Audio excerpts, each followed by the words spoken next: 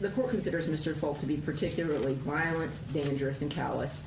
That's what his actions showed me that night. You've heard from the family today how Tim Brown was a son, he was a brother, an uncle, a cousin, a coach, a mentor. He was a helper. He showed up for people. He made a significant impact on so many people, not just his family, but the community as well. And his family has showed up for him today. I think you can tell by the packed courtroom just how beloved Tim was. The loss, the impact that his death has had is immeasurable. You've heard the family talk about the physical impact of the intense pain from losing such a key part of their family. But most importantly, Tim was a father. He leaves a little girl a legacy behind, and I know that she will do amazing things with her life because she has the support. Crafting a sentence, I know that the court has an incredibly difficult task. However, there are some statutory aggravators that I would ask the court to consider. Obviously, no sentence that is imposed, no number of years, will come close to filling the void of Tim's loss to his family. But not just him. There were 5 other people that were injured that night. 5 people who had just gone to the bar to have a good time, whose lives were also impacted that night. So I would ask the court, first and foremost, to consider the nature and circumstances of the case. Mr. Folk circumvented safety measures that were in place. He snuck a gun into a place where guns are not allowed for probably very obvious reasons. You can't have guns in a bar full of people who are intoxicated, it's crowded, it's dark. But he did it anyway. He did it anyway, and then for some unknown reason, perhaps an argument that took place, we don't really know what happened that caused him to fire a gun. And you saw the video during the trial. That gun is pointed straight at the crowd of people. And he fired it again and again and again. And he struck Tim 5 times, and he struck 5 other people. People who then left with broken bones and scars and emotional trauma from that night. Not only that, he terrified hundreds more. That bar, the video is so impactful as you watch a sea of people just drop. Take a second to imagine being in that bar. One moment you're enjoying a night out, and the next you're diving for cover as gunshots ring out. That surveillance footage would become one of the prosecution's most powerful pieces of evidence because it captures pure panic in real time. To the ground, terrified for their lives because of Mr. Folk's actions. So not only did he impact the family of Tim and his 5 other victims, Raymond Riggins, Vincent Fernellis, Jeremy Dickerson, Malcolm Montgomery, and Dwayne Little. All of those people were impacted that night, and so I would ask the court to consider the nature and circumstances of the event because it was so overwhelmingly uncalled for and risky. It is a miracle that no more than the 6 people who were injured or killed were injured that night. The second aggravator I'd ask the court to consider is Mr. Folk's history of criminal behavior. He has a lengthy juvenile history that involves a number of arrests, a number of true findings, and with those true findings come again and again failed components. He went to juvenile DOC, I believe, twice. His juvenile true findings include intimidation as a D felony, theft as a D felony, burglary as a level 4 felony, as well as a number of other arrests. Then I would ask you to look at Mr. Folk's adult history. His first conviction is the burglary as a level 4 in 2017, and on that sentence, he had a community corrections violation and ended up in the Department of Correction. He then had a number of other arrests, including a strangulation in 2021. He also had a theft in 2023, with again a probation violation where he was sentenced to the Marion County Jail, as well as another theft case with the same outcome, a probation violation. Again and again and again, Mr. Folk encountered the criminal justice system from the time I believe he was 14 at his first arrest until today. Additionally, while he was in custody, he's had a number of violations, as well as being charged with a new offense. He had violations in July of 2024 for assault. He had a violation in April of 2025 for assault on a staff member. He had a violation also in April of 2025 for disruption of jail operations. And then the final aggravator that I would ask the court to consider is the fact that he has recently violated the conditions of his probation, his parole, community corrections, or pretrial release. I went through the pre-sentence investigation, and I noticed that the cases just overlapped and overlapped and overlapped. And so I looked at all of the different offenses, and I did the math on them. And since 2014, I believe, or 2016, Mr. Folk has only been not under the supervision of the court for either a filed case or some sort of a community correction sentence, or at the Department of Corrections or the Adult Detention Center for 292 days. That is the only amount of time where he has been just walking around as a completely unencumbered person in this city.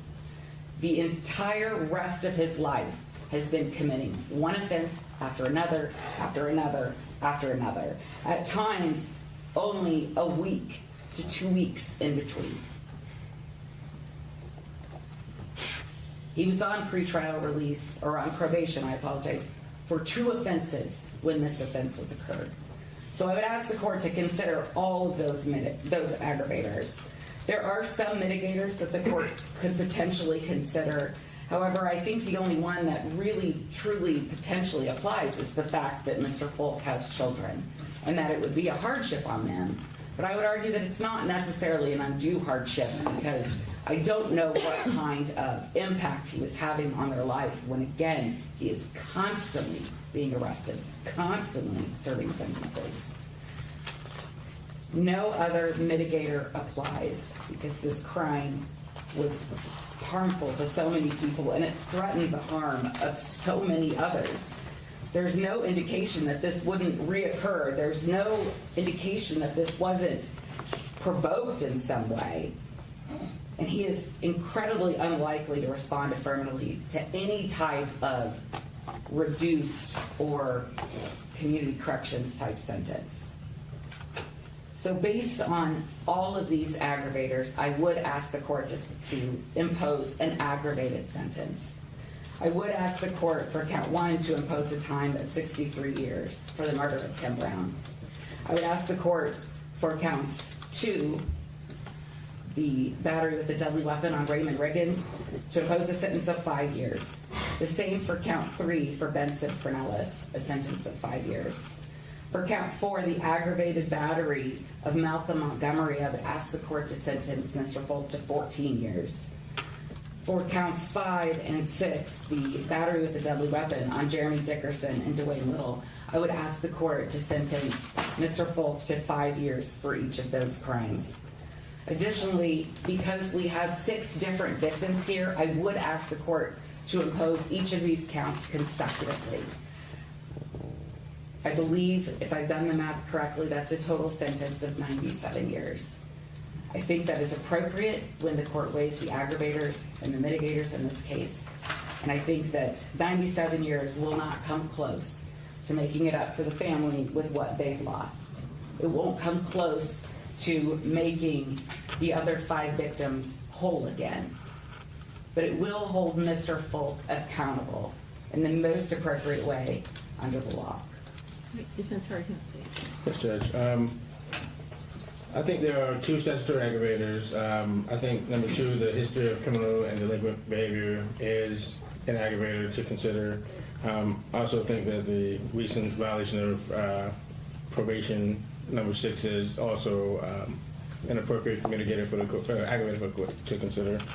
As far as mitigators, Judge, as I see it, I think number 2, unlikely, so the result of circumstances unlikely to occur applies, as well as the undue hardship imprisonment will impose on Mr. Folk's kids. I guess I'll start with kind of throw out there. When you see what was presented at trial, Mr. Folk didn't go to the bar with the intent on any maliciousness or anything of that nature.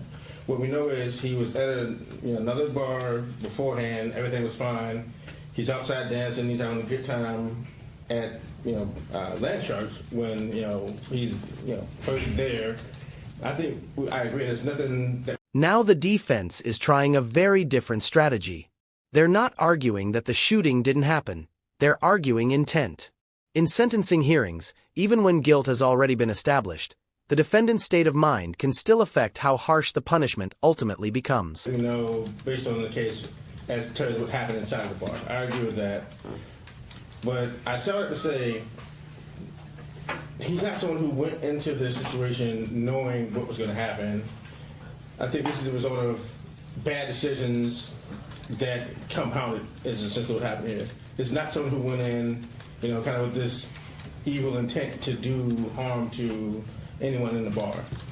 Now, obviously, again, he made a poor choice.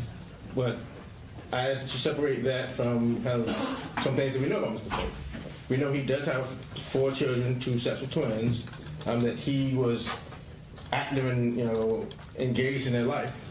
We know that he was someone who was in school. He was someone who had a job. So he's someone who, was trying to, be a productive member of society.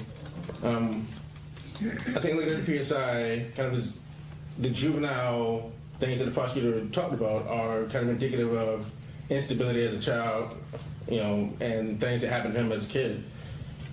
I think throughout that he has tried to be productive, a productive member of society as much as he can, and I think he's someone who has tried.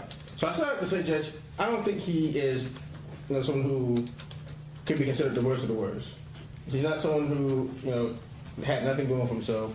He has family here in the gallery today. He has people who, kind of he's beholden to, he's accountable to, and who love him, and who, want to see the best for him.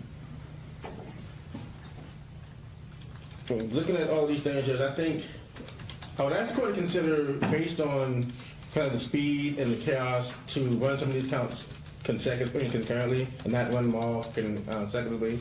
I understand the state's sentiments, but basically we know what happened here. This is not something where, it wasn't intentional. I mean, obviously the jury said it was knowingly, so I asked the court to kind of take that difference into account in terms of the results. I think it needs to be punished, Judge, but I don't think that this needs to be an aggravated sentence. I think, if you're going to craft the sentence, I take the perfect position. You've seen all of the, you've seen all of, the whole case, from beginning to end. So I think you are in a good position. Far be it for me to kind of talk about a number, but I would ask that the court to consider, at the very least, a balanced sentence. Judge, if I may briefly add one thing. Yes, and then Mr. Folk will have the opportunity to. Yeah. Thank you. Here you go. Okay. Your Honor, we're here for a number of reasons today. Gun violence is a complex social problem. Mr. Folk had and exercised agency that night. We are not minimizing that, although we do maintain that this was criminal recklessness. We are here in part because of our government's abject failure to protect us from gun violence. We would not be here if our government had made appropriate efforts to protect our community from gun violence. So I wish to add, again, that this is a complex social problem that cannot be laying at the feet solely of Mr. Folk. And so for those reasons, we are asking for a more mitigated sentence than the state is requesting. At this time, if you would like to make a statement, you may do so, and I'll consider that before deciding on your sentence, sir. Is there anything you'd like to say? No, thank you, Judge. The pre-sentence report with the correction that was made with respect to the juvenile record, the evidence that was presented at trial, the evidence that was presented during this hearing, Exhibits 1, 2, and A, those were letters presented by both parties that the court had the opportunity to read, and then to consider them. The court has considered arguments at counsel. The court gave the defendant an opportunity to make a statement. He chose not to, and he is not required to do so. With respect to aggravating circumstances, the court considers Mr. Folk's criminal history and his history of delinquency to be an aggravator. Mr. Folk's history is particularly aggravating in nature. He has a sustained history over many years of constantly committing crimes or delinquent acts. It's also an aggravating circumstance that he was on probation when this occurred. The nature and circumstances, as awful as they are, I'm not going to consider that as a separate aggravating circumstance, because I think that that's captured in the 6 separate. Nothing that the court can ever do can bring back a family member, a loved one who's gone. And so the nature and circumstances of homicide matters, it's always horrible, and that's captured by the 45 to 65 year range. With respect to mitigating circumstances, I did have the opportunity to read the letter that was submitted by the defendant's fiance. I understand that he has 4 children, that this would be a hardship on the defendant's children. And the court did note in the pre-sentence report that Mr. Folk had some level of instability in his childhood that the court will consider. All of that being said, the court considers Mr. Folk, based on his actions, based on the evidence that the court was able to see during the trial, the videos that were presented, the court considers Mr. Folk to be particularly violent, dangerous, and callous. That's what his actions showed me that night. The court does not find that these circumstances are unlikely to occur. The court finds that if given the opportunity, Mr. Folk would do something similar again, as his criminal history has shown us.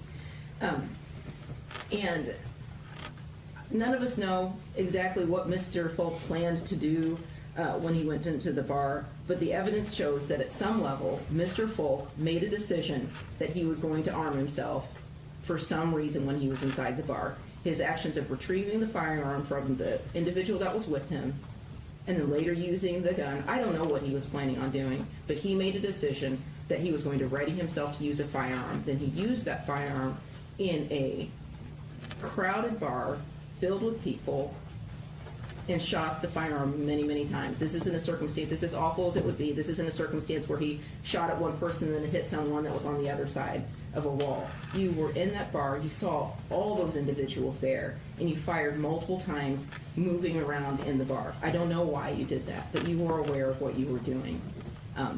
To disastrous effect on the people that were shot, the other people that were in the bar.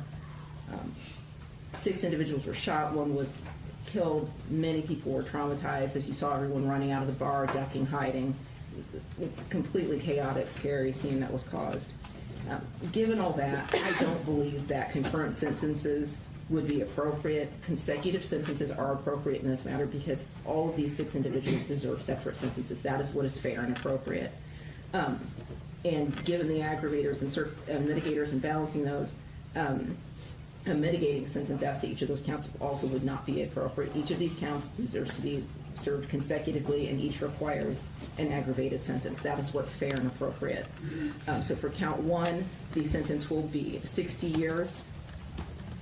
For count 2, 4 years. For count 3, 4 years. For count 4, that's an aggravated battery, that will be 12 years. For count 5, 4 years. For count 6, 4 years. All of those will be served consecutively, meaning one after the other.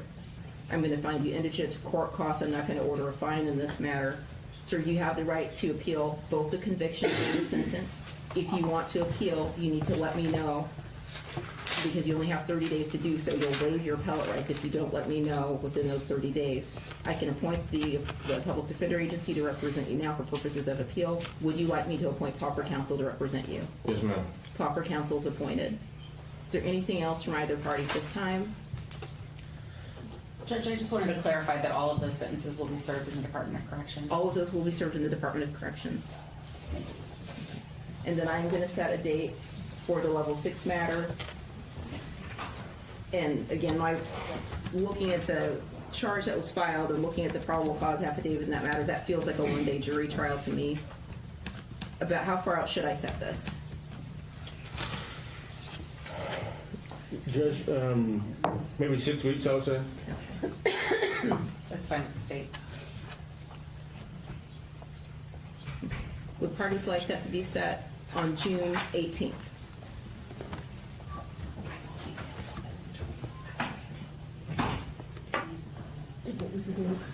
Let me make sure on the phone. June 18th. Thought you had one separate one.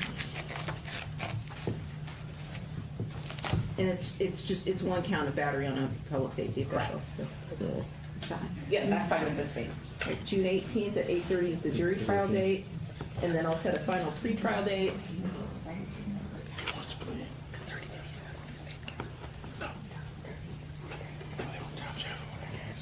Could we set that for June 9th at 1:30? I apologize, Judge. Is that okay? June 9th at 1:30 for the final pre-trial, is that okay? Yes. Yes. Okay. And then if anything changes, then just send me an email and let me know, okay? Yes, sir.